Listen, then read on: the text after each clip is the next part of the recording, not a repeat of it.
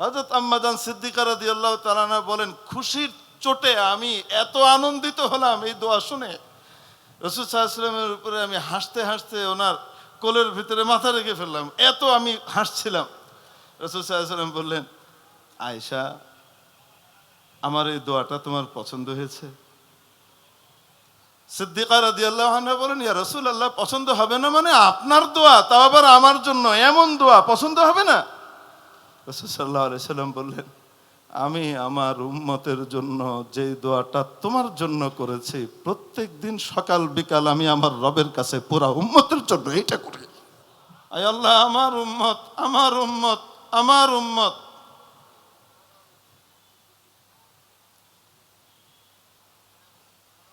কান্নাকাটি শুরু করে দিলেন। হযরত জিবরিল আলাইহিস সালামকে আল্লাহ তাআলা পাঠালেন জিজ্ঞেস করার জন্যে, আমার উম্মত, আমার উম্মত, আমার নবী, আমার হাবিব কি বলতে চায়, একটু জিজ্ঞেস করে আসো।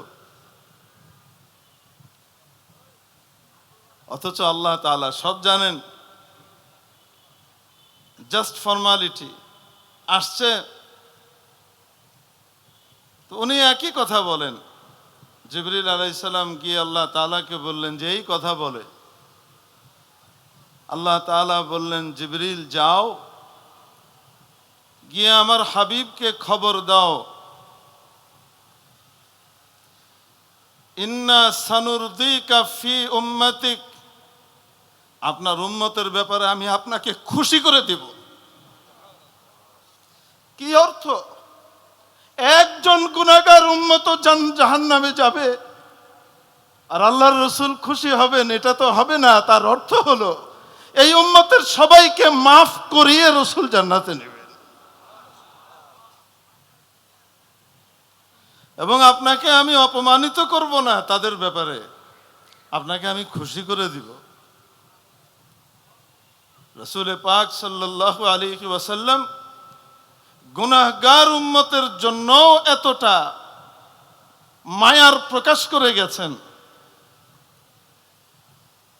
সহিহ বুখারী, সহিহ মুসলিম সহকারে আবু দাউদ শরীফ সহ অন্যান্য কিতাবে এই হাদিস বর্ণিত হয়েছে বিখতিলাফিল আলফাজ।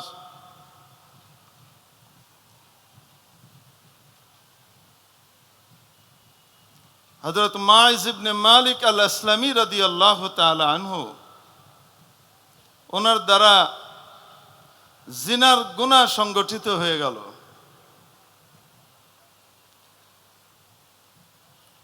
তওবাও করে ফেললেন, কিন্তু তওবা করার পরেও মনের ভিতরে শান্তি আসছে না। হায়রে, যদি কিয়ামতের দিন এটা নিয়ে ধরা হয়, আযাব হয়, অতএব আমাকে এই দুনিয়াতেই পবিত্র হতে হবে।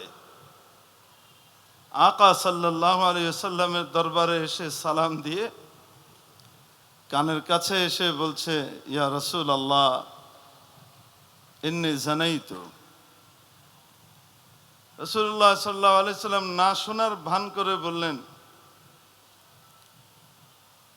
লাআল্লাকা মাসিস্তাহা, যাও আল্লাহর কাছে তওবা করে নাও, মনে হয় তুমি টাচ করেছো, যাও আল্লাহ মাফ করে দেন, আল্লাহর কাছে মাফ চেয়ে নাও। এদিক দিয়ে আবার এসছেন, ইয়া রাসূলুল্লাহ, আমি জিনা করেছি। নবীজি মুখ ফিরিয়ে নিয়ে আবার বলছেন, লাআল্লাকা ক্বাব্বালতাহা, মনে হয় চুমু দিয়েছো, এটাকেই জিনা মনে করছো, যাও তওবা করে নাও। আবার এসে বলছেন সে একই কথা, এবার একদম আরো তাকিদের সাথে, লাকাদ জানাইতু। রাসূলুল্লাহ সাল্লাল্লাহু আলাইহি সাল্লাম, হাদিস মুখতাসারান বলা হয়েছে, অন্য জায়গাতে তাফসীল আছে। তো নবীজি সাল্লাল্লাহু আলাইহি সাল্লাম বলছেন, লাআল্লাকা গামাজতা, মনে হয় খোঁচাখুচি করেছো। কত ভাবে দূরে সরাচ্ছেন যেন হদ না আসে। থাক, আমি জেনেছি, তুমি জানেছ, তোমার আল্লাহকে বলো, আর কাউকে কিছু বলার দরকার নেই, যাও। আবার ইয়া রাসূলুল্লাহ, রাসূল সাল্লাল্লাহু আলাইহি ওয়াসাল্লাম বলছেন লাআল্লাকা নাযারতা, আরে মনে হয় তুমি বিশেষ জায়গার দিকে তাকিয়েছো। হাদিসের ধারাবাহিকতার ভিতরে কোন জায়গাতে লাআল্লাকা ক্বাব্বালতা আও গামাজতা আও নাযারতা এভাবে এসেছে, কোন জায়গাতে মাসিস্তা এসেছে। তাফসীল হলো এই, চতুর্থবার যখন এসে বলেছেন, তিনবার ফিরিয়ে দিয়েছেন, আরে আল্লাহ তো তোমাকে মাফ করিয়ে দিচ্ছেন, কেন খামাখা দুনিয়ার সাজাটা নিতে চাচ্ছ? আমি তো রসুল, আবার হাকিমও, তো আমাকে তো এটা বাস্তবায়ন করতে হবে। চতুর্থবার যখন বলেছেন, তখন রাসূল সাল্লাল্লাহু আলাইহি সাল্লাম সরাসরি জিজ্ঞেস করলেন, এরপরে আর নবীজির গুঞ্জাইশ নাই এখান থেকে সরার। চারবারের ইকরার, চার সাক্ষীর মতো, আরবাউ শাহাদাতের মতো। শেষে জিজ্ঞেস করেছিলেন আনিকতাহা,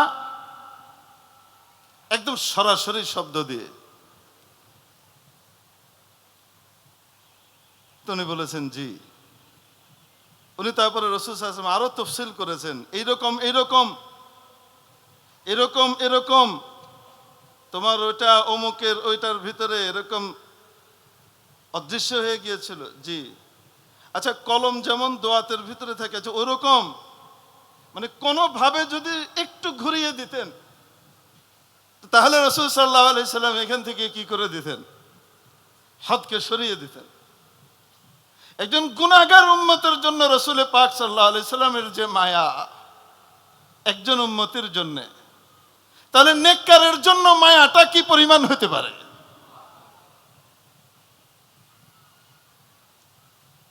মেরে মুহতারাম দোস্ত, আসলে ওলামা হযরতের সামনে কথা বলার সালাহিয়ত যোগ্যতা কোনোটাই তো নাই, কিন্তু হুকুম হয়েছে বলার জন্যে। আর সুযোগ যেহেতু পেয়েছে ওলামা হযরতের সামনে সবক শোনানোর, মন চাচ্ছে মন খুলে আরেকটু বলি। কিন্তু এক জায়গায় ওয়াদা দেয়া আছে, মাগরিবের সময় আমার মাদ্রাসার নাজিমে দারুল ইকামা হযরত মাওলানা মুফতি আমজাদ সাহেবের ছেলের বিয়ে, ওখানে হাজির হতে হবে আগদে। আমার এলাকাতেই যেহেতু বিয়ে হচ্ছে, আমার মসজিদের এলাকায় অনুপস্থিত থাকার কোনো সুযোগ নাই, এজন্য আপনাদের কাছ থেকে মাফ চেয়ে এনেছি। আল্লাহ রাব্বুল আলামিন রাসূল পাক সাল্লাল্লাহু আলাইহি ওয়াসাল্লামের যে বিশাল মায়া উম্মতের জন্য দান করেছিলেন, নায়েবে নবী যারা হতে চান, আল্লাহ তাআলা তাদের দিলের ভিতরেও মায়াটা ওইভাবে ভরে দেন। আমাদের সকলকে সত্যিকারের হাকিকি নিয়াবত করার তৌফিক আল্লাহ নসিব করেন। অবশ্যই নবীর সিফাতের ভিতরে জালালও আছে, জামালও আছে, তবে নবীজির সিফাতের ভিতরে জালালের চেয়ে জামালের গালাবা অনেক বেশি। একটু আগে হযরত বলছিলেন যে এটার দ্বারা হযরত ওমর ইবনুল খাত্তাব রাদিয়াল্লাহু তাআলা আনহুর ফওকিয়াত লাজিম চলে আসে না, হযরত আবু বকর সিদ্দিক রাদিয়াল্লাহু তাআলা আনহুর তুলনায় হযরত সিদ্দিক আকবর রাদিয়াল্লাহু তাআলা আনহুর সিফাতের ভিতরে জামালের গালাবা এই পরিমাণ ছিল, নবী পাক সাল্লাল্লাহু আলাইহি সাল্লামের সাথে সম্পর্কটা একেবারে ইত্তেহাদে জাতির মতো ছিল। নিসবতে ইত্তেহাদি বলা হয় যেটাকে, ওই রকম নিসবত আল্লাহ তাআলা দান করেছিলেন। শেষ কথা বলে চলে যাই, মুসনাদে আহমদের ভিতরে একখানা হাদিস এসেছে, হযরত সিদ্দিকা রাদিয়াল্লাহু তাআলা আনহা বলেন যে আমি রাসূল সাল্লাল্লাহু আলাইহি সাল্লামকে একবার দেখলাম খুব আনন্দিত অবস্থায় আছেন, মনটা ভালো। মাদ্রাসার খাদেম সাহেব, ছাত্র উস্তাদদের খাদেম সাহেবরা বা বুদ্ধিমান ছাত্ররা কঠিন কঠিন সমস্যার সমাধান হুজুরকে দিয়ে, কড়া হুজুরকে দিয়ে করায় নেয় কখন যখন হুজুরের মন ভালো থাকে। তো বলেন যে আমি দেখলাম যে রাসূল সাল্লাল্লাহু আলাইহি সাল্লাম এখন খুব আনন্দিত। তা আমি রাসূল সাল্লাল্লাহু আলাইহি সাল্লামকে বললাম, ইয়া রাসূলুল্লাহ, আপনি আল্লাহর কাছে আমার মাগফিরাতের জন্য দোয়া করেন। রাসূল সাল্লাল্লাহু আলাইহি সাল্লাম দোয়া করলেন, আল্লাহুম্মা গফির লি আয়েশাতা মা তাকাদ্দামা মিন যামবিহা ওয়া মা তাআখার। ইয়া আল্লাহ, আয়েশাকে আপনি মাফ করে দেন, আগে যে গুনাহগুলো করছে সেগুলোও, আর যেগুলো সামনে হবে ওগুলোও। ওয়ামা আসাররাত ওয়ামা আ'লানাত, যেগুলা গোপনে হয়ে গেছে সেগুলাও, যেগুলা প্রকাশ্যে হয়ে গেছে সেগুলাও আল্লাহ মাফ করে দেন। হযরত আম্মা জান সিদ্দিকা রাদিয়াল্লাহু তাআলা আনহা বলেন, খুশির চোটে আমি এত আনন্দিত হলাম এই দোয়া শুনে, রাসূল সাল্লাল্লাহু আলাইহি ওয়াসাল্লামের উপরে আমি হাসতে হাসতে ওনার কোলের ভিতরে মাথা রেখে ফেললাম, এত আমি হাসছিলাম।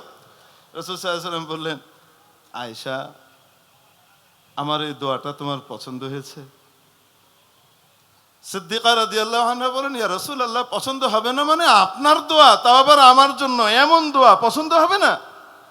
রাসূল সাল্লাল্লাহু আলাইহি সাল্লাম বললেন, আমি আমার উম্মতের জন্য যে দোয়াটা তোমার জন্য করেছি, প্রত্যেক দিন সকাল বিকাল আমি আমার রবের কাছে পুরা উম্মতের জন্য এইটা করি। আল্লাহ তাআলা রাসূল পাক সাল্লাল্লাহু আলাইহি সাল্লামের কবরকে নূর দ্বারা ভরপুর করে দেন। গোটা উম্মতের তরফ থেকে শান অনুযায়ী জাযা আল্লাহ তাআলা রাসূল সাল্লাল্লাহু আলাইহি সাল্লামকে দান করেন। ওয়া মা আলাইনা ইল্লাল বালাগ। আসসালামু আলাইকুম ওয়া রাহমাতুল্লাহি ওয়া বারাকাতুহু।